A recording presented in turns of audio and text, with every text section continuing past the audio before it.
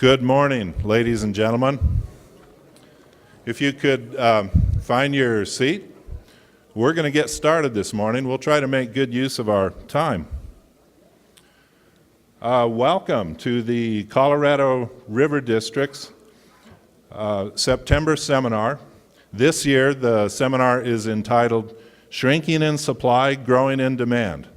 I'm Steve Acquafresca. I'm one of the River District Directors representing Mesa County on the River District Board. In fact, I think we have a number of River District Board members here today. Would they mind standing up? If you're a director to the River District Board, please stand up so we can identify you. Thank you.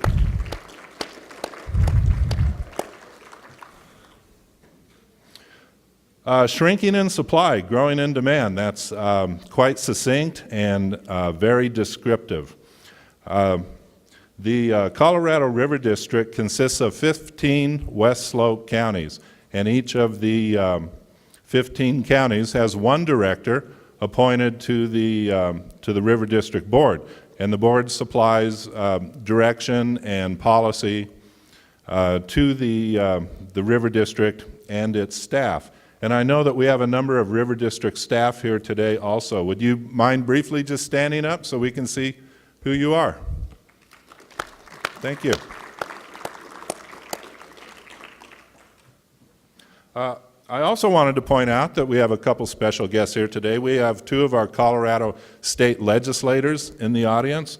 From House District 58, Representative Don Coram. And I don't know his House District number, but Representative Bob Rankin is here. Where are you, Bob? There he is. House District 57. Thank you. Today's proceedings are going to be videotaped, and that videotape should soon be available on the Colorado River District website. Also, all of the PowerPoint presentations that will be presented by speakers today will also be available on the River District website. For those of you that are here visiting from outside Mesa County, I want to welcome you to Mesa County and thank you for coming down for today's event. And whether you're from outside the county or not, I want to remind you that our Grand Valley peach harvest is still underway, and there's lots of peaches available still. It was somewhat of a short crop this year, but I think you'll find lots of really good high-quality peaches at the roadside stands, and a good way to locate those. A couple of years ago, Mesa County designated a new fruit and wine byway, and it's a designated route. I think it's about 10 or 12 miles. It starts in Palisade. If you take the Palisade exit 42, immediately on your right, there's a kiosk on the side of the road, and that's the Fruit and Wine Byway kiosk. You can stop there and look at the route, and I think they actually have maps that you can take with you to follow that route. And it'll direct you not only to fruit stands with plenty of peaches, but to some of our world-class wineries as well. I'm going to introduce our speakers today and just say a few words about them, but I do recommend that you take a look in your program at the complete biographies of today's speakers, as we have a number of very astute speakers today, with the exception of James Newberry and myself. But it is time to introduce James Newberry. James is the current president of the River District Board. Thank you for being here today, James. James is also a Grand County Commissioner up in the headwaters of the Colorado River watershed. James? Thank you. And Steve, do not go far. This is not going to take long. Thank you all for being here. Excuse me. Thank you all for being here this morning, and I hope that you find the day very educational, informative. That's what we hope to bring to you. The more education we can bring towards the water and the problems that we're having, or the foreseeable future and the issues that are coming before us are monumental. And I think if we get a good plan together and move forward, that's our best shot at it. First, I'd like to, for a second, for all of you, just a second, thinking about those people on the Front Range. I know they're having some tough days. The last couple of days have been pretty tough, and a little more today might be a challenge for them. So positive thoughts, prayers for those along the Front Range. Other than that, I'm going to get out of the way and let this thing get started. Thank you to our staff for putting this together. They have really worked hard on this, and hopefully you'll enjoy it. And thank you all for being here.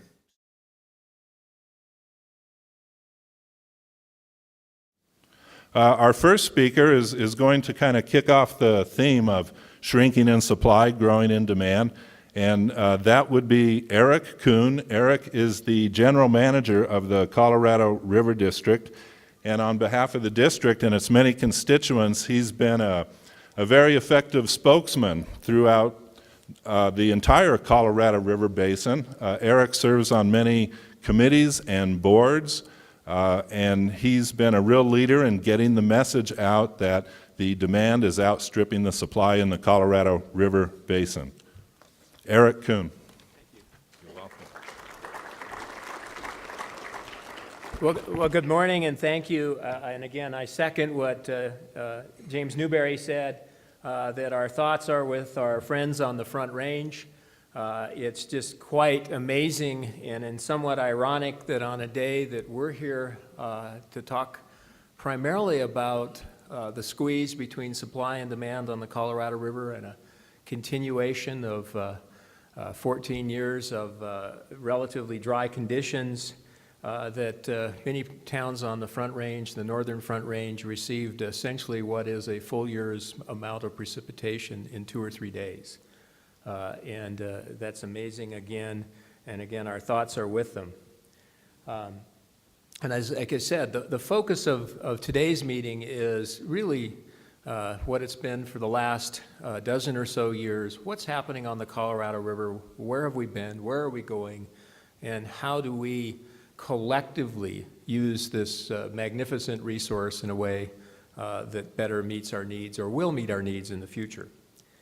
What I want to do is, I don't really have a detailed presentation. I just sort of wanted to set the stage for what I think are some really good speakers this morning that are going to be able to talk about what's happening to our snowpack, what's happening to what it looks like for next year and maybe the future years in terms of our weather and our climate.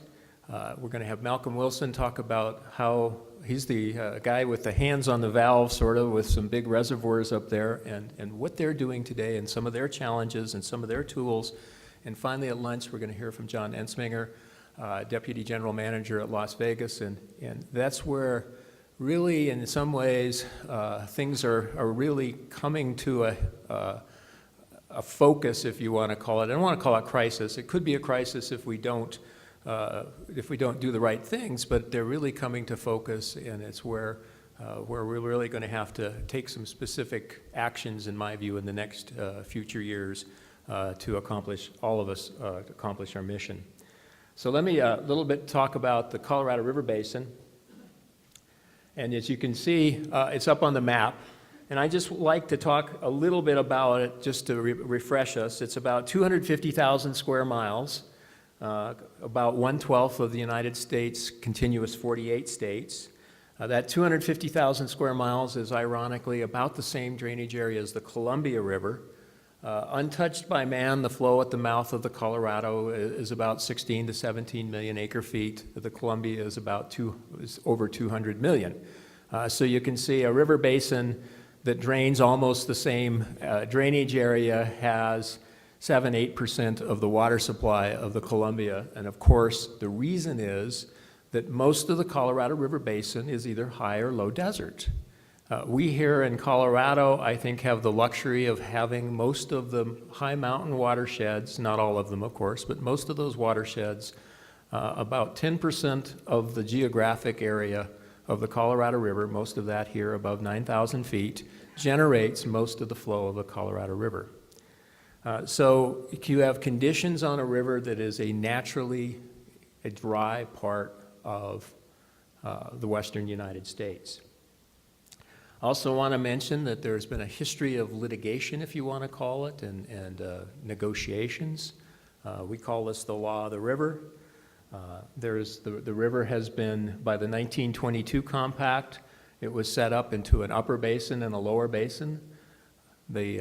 Most of the water is from the upper basin. Most of the people live in the lower basin. That's something we're used to in western Colorado, where most of the water is in west of the Continental Divide and most of the people are in east of the Continental Divide.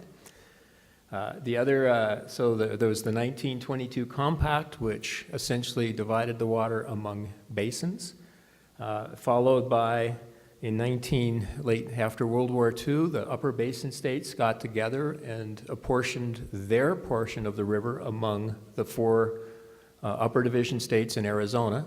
Arizona has a little interest in the lower basin. They're in northeastern Arizona. In 1944, the United States entered into an agreement with Mexico. We normally deliver about 1.5 million acre feet a year. That's about 10% of the river. So the country of Mexico shares this with the United States.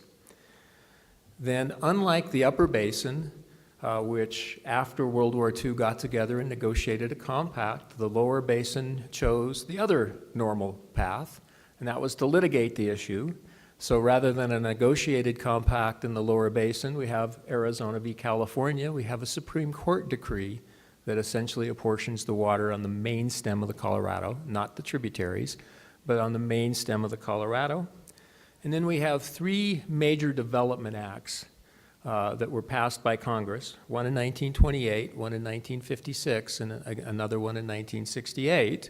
The 1928 Act, the Boulder Canyon Project Act, basically set the stage for the construction of Hoover Dam and the All-American Canal. It also authorized that compact among the upper basin states that I discussed.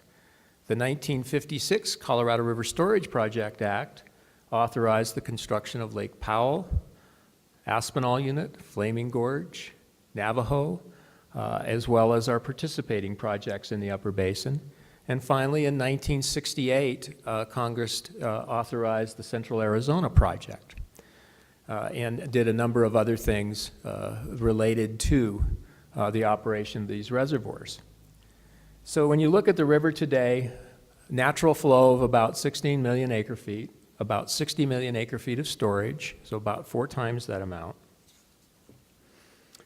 And it's a system that is fully used. I've borrowed this slide from Dave Kanzer.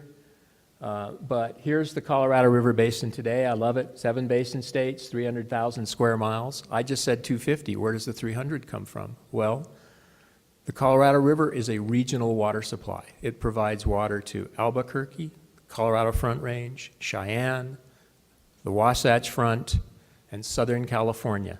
So when you add in the service area of those areas to the 250,000 square miles, it serves a region of almost 300,000 miles. 35 million people, most of those not in the basin, most of those outside the basin. 5.5 million irrigated acres, a number of tribes in 2 countries. What about the basin tomorrow? Well, 7 basin states, 300,000 square miles. Those aren't going to change. 2 countries, same number of Indian tribes. What changes is we're going to have a lot more people, and we're going to have fewer irrigated acres in the future, primarily because of urbanization. That's what's going on in central Arizona, what's going on even places like here in Grand Junction. So there's big changes ahead of us and possibly a reduction in water supply. Therefore, there's the squeeze. And before I turn it over to the next speakers, I just want to talk about what are the flows. We talk about what's a natural flow. The Bureau of Reclamation has a great resource called the Natural Flow Database. And they have a staff there under Jim Prairie that looks at the river and tries to figure out what the flow would have been at various points on the river without intervention by man. And it's basically the compass. And it can tell us what's happened. When I look at the history of our natural flows at Lee Ferry, I think it paints a different picture than what you might believe. We often think, well, the average flow of the Colorado River is about 15 million acre feet. That's true, but let's look into this in more detail. From 1930 to 2013, it was just under 14 million. From 1953 to 2013, it was about 13.9 million. The basin study climate change, it's only about 13.65. So what's the problem with climate change? Well, that doesn't tell you that the variability is changing. Higher highs, lower lows, more severe droughts, more intense heavy precipitation events. 1930 to 1964, 13.5 million. 1988 to 2013, that's the period we're in, about 13.1 million. 1953 to 1977, a 25-year period that ended with the 1977 drought, about 12.9 million. And then I want to go back down to the one at the bottom there, 2000 to 2013, that's the period we're in today, which is just a little over 12 million acre feet. So that's very significant. And my concern is not whether or not this 2000 to 2013 drought continues, but what if this 1988 to 2013 of about 13 million acre feet, what if that continues? If that continues, we continue to overdevelop the river at about 2 million acre feet a year. Now for grins, 1906 to 1929, almost 18 million acre feet. That's the period in which they negotiated the compact. That's what they thought they had. That is almost a different river. The river from 1906 to 1929 was very different than what we've seen since 1930. When I look back at the paleo record, I figure there are 3 or 4 events in about 1,400 years that have that order of magnitude of almost 18 million acre feet over 30 years. There are very few of them. There are also looking at some paleo numbers. We think we've got dry conditions now, but as you can see, 1578 to 1592, 10.8 million, 1494 to 1508, just a little over 10 million. And then much of the 1100s, the river's flow was around 12.5 to 13 million acre feet. So when we look back, we can see that we are in dry conditions today, but we should be concerned that those conditions could continue and that those conditions might even could be a little worse in the future. Water balance, this is my Colorado River Basin study on one slide, okay? If you look at the natural flow of Hoover Dam over the last 40 years, which means you add in those tributaries below Lake Powell and above Hoover, there was about 180 million acre feet that would have been available. We drew down storage, Bureau of Reclamation storage, and private storage, like Denver's, Dillon, like our projects, like the projects that belong to the Utah cities. We drew down storage by about 30 million acre feet from October 1st of 1999 to today, so that we used about 210 million acre feet of water. That's an average use of about 15 million and an average supply of about 13 million. So we're overdrawing the river by about 2 million acre feet. We're either going to have a big set of years that will recharge that storage, or we're going to have to reduce our demands. Those are our 2 choices. And with that, I will let the other speakers go, but again, I wanted to set the stage and what kind of problems we're seeing today, and let you enjoy, I think, a very good technical presentation this morning on certain things that we're going to see concerning our snowpack, concerning the operation of our rivers, and then John at lunch, and then an afternoon panel that's going to discuss Colorado Water Plan and what we might do about it.